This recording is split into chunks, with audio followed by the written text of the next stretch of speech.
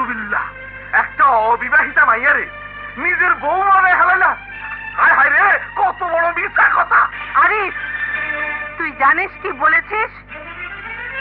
যে মেয়েকে চিনি না জানি না তাকে স্ত্রী বলার আগে তোর মায়ের অনুমতির কথা একবার ভেবে দেখলি না?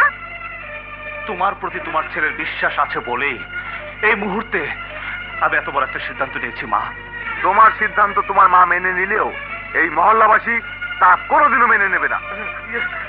আমি আপনাদের কাছে জোর হাত করে অনুরোধ করতে আসছি, আর লাইলারে আর হাতে তুলি দেন। মা, মা গো, ওই শয়তানের কথা আমাকে ওর হাতে তুলে দেবেন না। এই পৃথিবীতে আমার আপন বলতে কেউ নেই মা। ওই মাইকেল আমার গরিবের সুযোগ নিয়ে আমার জীবন নষ্ট করতে চেয়েছিল। আপনার ছেলে আমার ইজ্জত বাঁচালে আমাকে নির্ঘাত আত্মহত্যাই করতে হতো। আমাকে ওই নরক পিশাচের হাত থেকে বাঁচান। লাইলা, তোমার মায়া কান্না এই সহজ সরল মহল্লাবাসীর মন গলায় দায়িত্ব নো। ভাই সব এ তীরে আর হাতে তুলি দেন। না, লাইলা কোথাও যাবে না, এখানেই থাকবে। আরিফ যাকে স্ত্রীর মর্যাদা দিয়েছে তাকে তার কাছ থেকে কেউ আলাদা করতে পারবে না।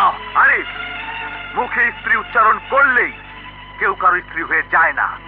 ইসলামী রেওয়াজ মোতাবেক কাজীর সামনে দলিলের মাধ্যমে একটা মুসলমানের বিয়ে হয়, যার কোনোটাই তোমার হয়নি। আমরা এই বিয়ে মানি না। আরিফ, ওরা ঠিকই বলেছে, আবেগ দিয়ে সব সমস্যার সমাধান করা যায় না। মা, আমি যাকে স্ত্রী বলে মেনে নিয়েছি, তুমি কেন বিশ্বাস করে তোমার ছেলেকে মেনে নিতে পারছো না? মা, আমি চাই না আপনি এবং আপনার ছেলের মাঝে যে পবিত্র বন্ধন আছে আমার কারণে তা ছিন্ন হোক। আমি জানি এখান থেকে চলে যাবার পর শুধু মাইকেল নয়, তার মতো হাজার হাজার শিয়াল শকুন আমার দেহটা খুবলে খুবলে খাবে। কিন্তু না, ওই নরকে ফিরে যাবার আগে আমি আমার এই জীবন নিজেই শেষ করে ফেলবো। লাইলা, এ তুমি কি করছো? ছাড়ো আমাকে, ছাড়ো, আমি বাঁচতে চাই না, আমাকে মরে যেতে দাও, মরে যেতে দাও। লাইলা, না লাইলা, আমি বেঁচে থাকতে আমার চোখের সামনে তোমার মৃত্যু হতে পারে না। আমার মা হয়তো সমাজের দিকে তাকিয়ে তোমাকে গ্রহণ করতে পারছে না, কিন্তু আমি এই সমাজের মিথ্যে নিয়ম কানুন উপেক্ষা করে তোমাকে আপন করব। হ্যাঁ লাইলা, এটাই আমার ফয়সালা। আরিফ ঠিকই বলেছে লাইলা,